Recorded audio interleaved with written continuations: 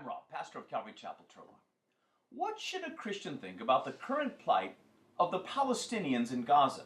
Their suffering has been excruciating over this past year of constant warfare with Israel.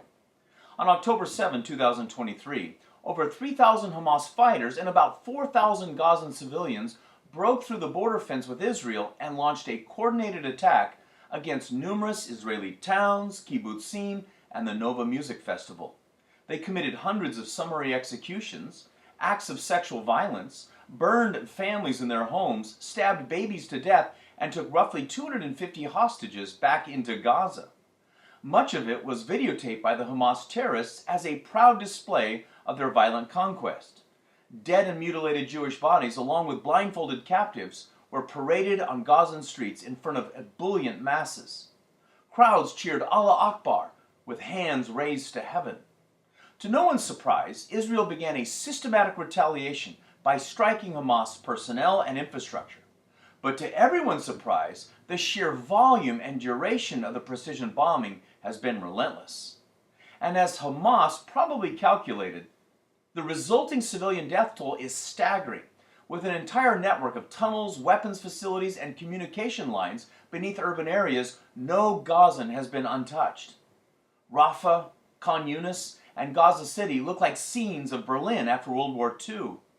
But the constant images of wounded children and little body bags traumatizes the soul like nothing else.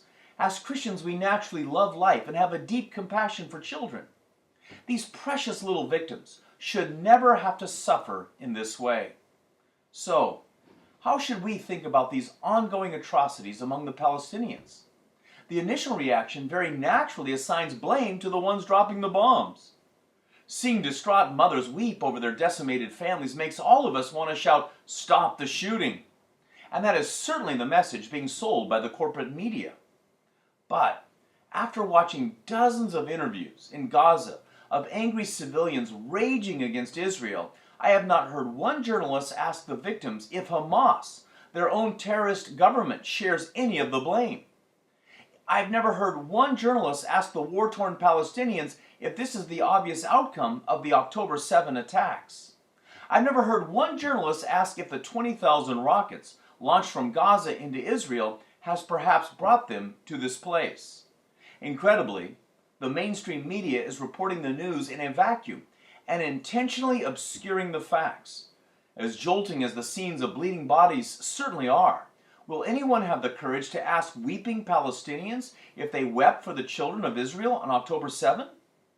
Why aren't the Gazan people demanding Hamas release the Israeli hostages? And why do more than 70% of Palestinians say they still support the Hamas war against Israel? As Christians, the Bible informs us continually that our choices have consequences. Sin begets more sin, and there is always a painful fallout. If a nation launches in an armed attack against another nation, there will be reprisals, and there will be great human suffering. This law of reaping and sowing seems to be the missing link for modern media, academia, and allies of Islam. So, what should a Christian think about the current plight of Gaza? We should pray. We should pray for the children, pray for their safety, and pray for their protection. And we should pray that the parents will open their eyes to the natural consequences of hatred for Israel.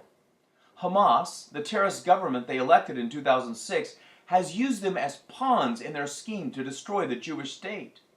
But mostly, we should pray that the gospel of Jesus Christ will be poured out on the Palestinian people so that the hearts of embittered rage will become hearts of love, peace, and forgiveness.